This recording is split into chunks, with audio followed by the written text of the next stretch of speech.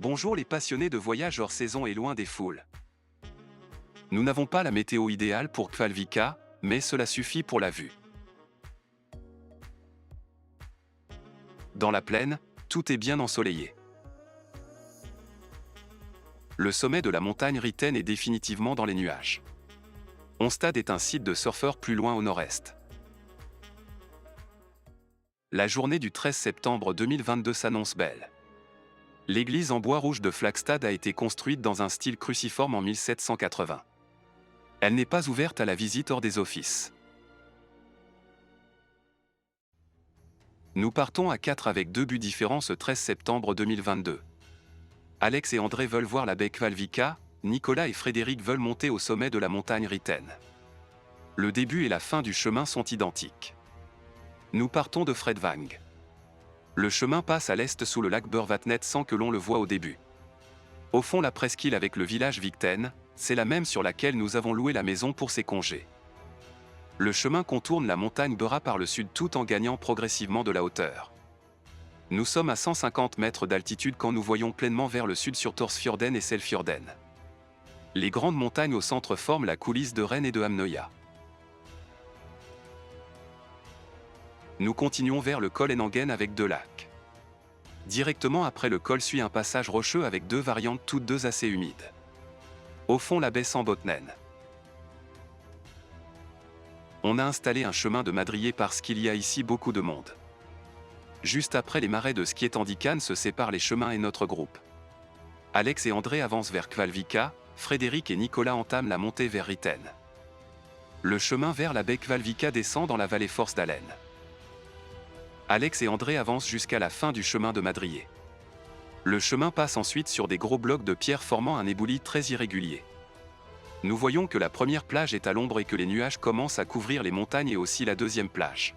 Nous décidons alors de ne pas descendre. La baie avec ses 2 plages est bien mieux visible d'ici, en plus nous nous épargnons ainsi la remontée de 200 mètres d'altitude. On entame donc le chemin retour.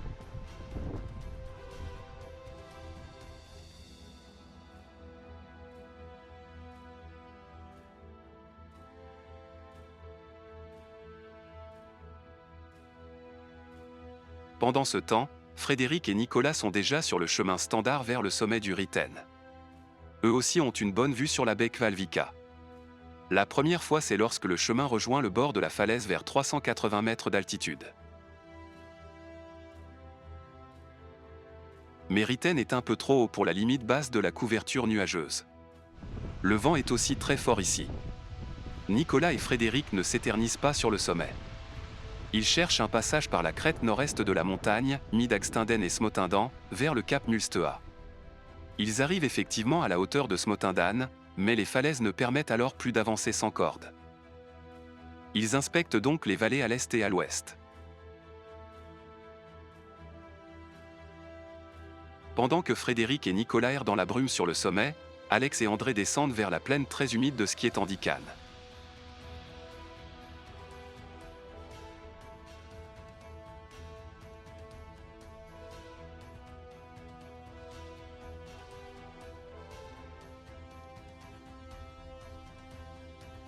Ils gravissent ensuite le monticule avec le chalet rouge Fredvangita dessus.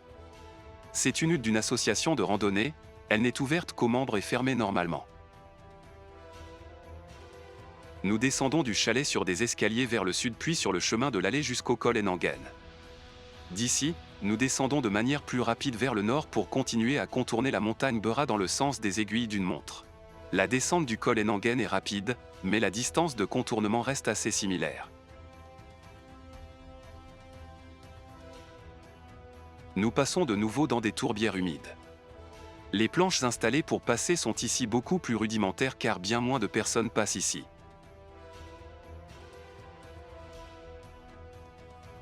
Alex et André retrouvent le trafic garé à Fredvang une vingtaine de minutes avant Frédéric et Nicolas. On reprend la route vers la maison avec 2 courts arrêts photo. Le deuxième vaut pour la soi-disant célèbre plage de Ramberg, mais ce n'est qu'une plage entourée de maisons et longée par la route. Entre les montagnes en face de notre maison louée aux îles Lofoten se trouve la plage de Onstad. Cette baie est l'aboutissement d'une vallée en U classiquement formée par la glaciation. Elle pointe vers le nord et des vagues assez régulières déferlent ici. C'est un spot des surfeurs de l'extrême. Ce n'est que depuis peu que l'on trouve ici des parkings aménagés avec des toilettes. Cette journée du 16 septembre 2022 est calme, mais on trouve quand même quelques surfeurs en combinaison de plongée en attente de la moindre petite vague.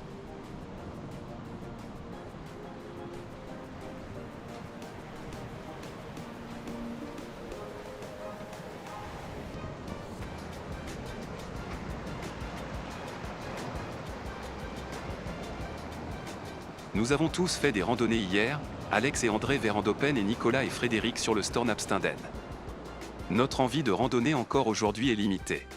Nous nous défoulons un peu les jambes en avançant vers le cap à l'est. Une piste agricole y mène, puis suit une route ancienne aménagée à grands frais dans un éboulement. Elle s'arrête juste après pour continuer en simple sentier. Cette route n'a aucune utilité agricole, elle devait servir à des fins d'observation militaire. En tout cas, en s'arrêtant ainsi nettement, ce projet ne semble pas avoir abouti. Nous revenons vers la plage et quand le soleil est au rendez-vous, le cadre est vraiment très beau. On pourrait bien rester ici plus longtemps si le soleil était présent constamment et surtout si le vent cessait.